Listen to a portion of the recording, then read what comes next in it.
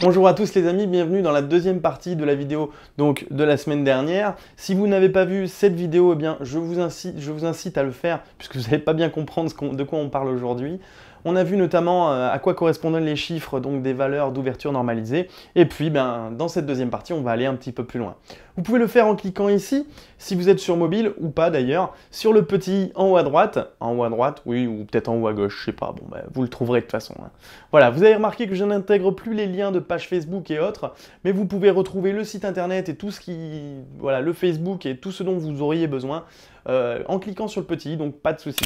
Mercredi dernier, on a vu que les valeurs normalisées d'ouverture étaient en réalité le rapport qu'il existe entre la distance focale et le diamètre du trou laissé par notre diaphragme. Cela implique d'autres choses. Si vous faites le test avec moi, vous allez vous rendre compte de quelque chose. Prenons un 18-55 ou n'importe quelle optique qui peut zoomer. Et puis, eh bien, on va se mettre à 5.6. Si on prend une photo à un couple vitesse ISO donné, nous obtenons une exposition donnée.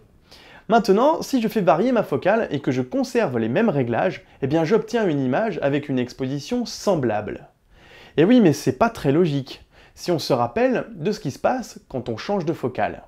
À 18 mm, l'angle de champ formé par mon optique sur un capteur APS-C est d'environ 75 degrés, alors qu'à 55 mm, l'angle de champ n'est plus que de 30 degrés. Mais on voit ici, représenté en couleur, en jaune, la quantité de lumière disponible. Eh bien, elle est beaucoup plus importante à 18 mm qu'à 55 mm, c'est visuel. Alors, comment expliquer qu'on obtient une exposition équivalente si on ne change pas les réglages? Eh bien, la réponse est encore dans notre formule mathématique de tout à l'heure. L'ouverture étant égale à la distance focale divisée par le diamètre de notre diaph, eh bien on se rend compte que pour obtenir une ouverture à 5.6 à 18 mm, il nous faut avoir un diamètre de diaph de 3,2 mm. Alors que pour être à 5.6 à 55 mm, eh bien il nous faut quasiment 10 mm pour avoir la même ouverture à 5.6. On comprend donc que le manque de lumière lié au rétrécissement de l'angle de champ est compensé par un diamètre de diaph plus grand, ce qui explique pourquoi nos expositions sont bien équivalentes. Et c'est le problème des optiques à ouverture glissante, comme mon 18-55 par exemple. À 18 mm, j'ai une ouverture maximale qui est souvent limitée par la taille de mon optique et les mécanismes qui se trouvent à l'intérieur. Sauf que lorsque je zoome, j'ai besoin, pour pouvoir ouvrir à une ouverture équivalente, d'avoir un diamètre de diaphragme plus grand. Et ce n'est donc pas toujours possible pour des raisons d'espace. Je vous mets un tableau comparatif pour deux focales assez éloignées, à 35 mm et à 100 mm. On voit dans ce tableau que les valeurs sont vraiment différentes. Pour ouvrir à 1.4 à 35 mm, il nous faudra un diamètre de diaphragme de seulement 2,5 cm, alors qu'à 100 mm, eh bien, il faudra qu'il fasse plus de 7 cm, et ainsi de suite. Et cette contrainte de diamètre est tout simplement décisive dans le prix de nos optiques.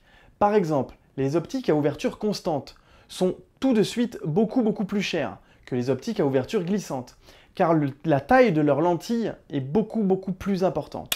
Prenons l'exemple de ces deux focales fixes.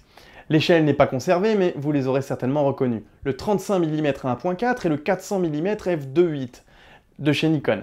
La première a besoin d'un diaphragme avec une ouverture maximum de 25 mm.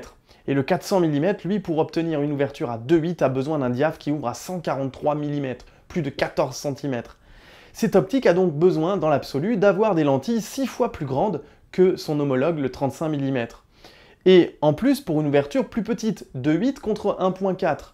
Ce qui explique pourquoi la première vaut aux alentours de 2 000 € et l'autre vaut aux alentours de 13 000 €. Ah oui, 13 000 €. Le prix s'envole de manière exponentielle. Et c'est aussi pour ces raisons qu'il n'existe pas de 800 mm 1.4, enfin commercialisé pour le grand public, on va dire.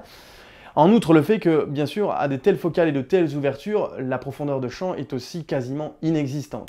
Cette deuxième partie est bientôt finie, elle est beaucoup plus courte et beaucoup plus légère que la première partie, mais il me semblait intéressant quand même de scinder ces deux parties, cette vidéo en deux parties, puisqu'elle était quand même assez lourde, assez complexe à comprendre. J'organise une petite sélection de vos photographies. Je vais faire très bientôt quelques vidéos sur le traitement Lightroom, mais j'aimerais donc que vous montrer ces choses-là sur vos photographies, vous montrer ce que l'on peut faire à partir des fichiers que vous m'envoyez.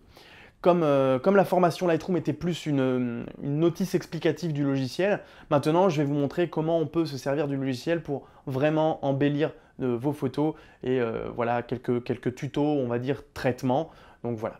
Comme d'hab, vous connaissez l'adresse où m'envoyer tout ça, brutdecapteur@outlook.fr.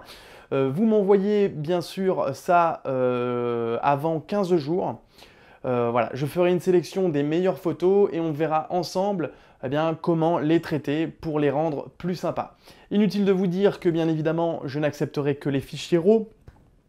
Cela va sans dire, ceux qui me connaissent un petit peu le savent déjà. Donc envoyez-moi des CR2, des NEF, ce que vous voulez, mais à partir du moment où c'est bien évidemment des fichiers RAW. Si ça ne marche pas, si c'est trop volumineux pour un mail, vous me faites un WeTransfer, il n'y a pas de souci, et je téléchargerai vos fichiers RAW.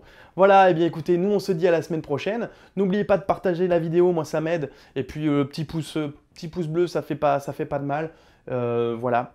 Nous, on se dit à la semaine prochaine et n'oubliez pas d'ici là, partageons. Tu peux retrouver les épisodes précédents et aussi t'abonner.